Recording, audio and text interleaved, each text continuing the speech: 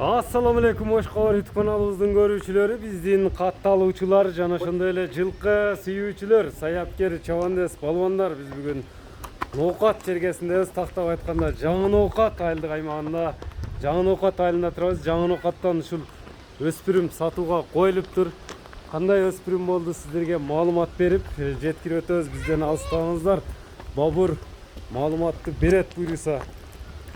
Бабур, ассаламу алейкум. Assalamu alaikum. Саламат, денсаулык жакшы, иштер жакшыбы? Рахмат өзү. Тай сатууга коюлду буйруса. Тай сатуу койдук. Тайдын эми маалыматыны кичине өзүң берип өтчү. Бул жашынан баштайлы баштаган деле. Yaşı 2 yaş. Кунан. Bundan. Rusya'dan geldi. Россиядан келген, тишин ачып коелучу мындай. Кунан болсо, мына кунан издегендерге, көрүүчүлөргө калыс болуш үчүн. Так. Так, Астрал. Стрет. Кунан. Россиядан келгенби? Rusya'dan geldi. Россиянын кайсы жеринен келген эми? Новосибирский şartı. Новосибирден келгенби? Бул азабы ошондо? Cinde az olarak. Жок. Минилген эмес. Yok minilgen. Ошондо азабы экен да. Наракка бургун эми мындай. 4 казыгы, туяктары таза. Чат аяктарын көрүңүздөр. Бул жакын эле келгенби, Балбар? Yani 1,5 ay oldu. 1,5 ай болду.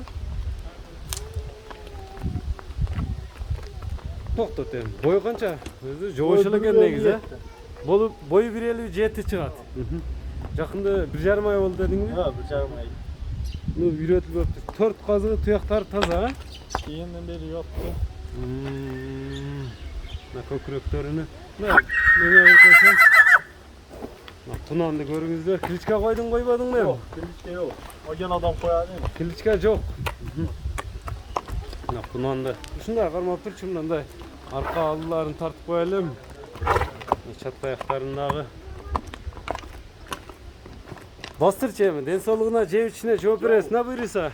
Мына бизден алыстабай туруңуздар, туугандар, көрүп турасыздар. Алга жоош мындай энчиген издегендерге кунан чыгып атат. Мына Россиядан түз алынып келиптир ошондо. Ошондо түз биринчи кол сага келди, базар эме көргөн эмес. Pazar. Bir özümüz yakın adam gekegen. Bizi almıştı. Эми бул кунандын баасы канча экен? Баасын угайлычы. 200 bin kam var ya. 200 Ya миң. azı da. Boks yeri. Багып тарбияла караш керек. Ha, motor tarbiyeli. Эми номерлерин канча менен? 200 миң сом деп айтылды туугандар, кызыккандар. Номерлер. 0755 696 755 менен 49 60. 99 99 60 номери менен байланышып бересиздер. Биз ушуну менен чыгарылышыбызды жыйынтыктайбыз туугандар. Саламатта калыңыздар. Лайк басып бөлүшүп коюуну унутпаңыздар туугандар. Кунанды колдон чыгарбаңыздар.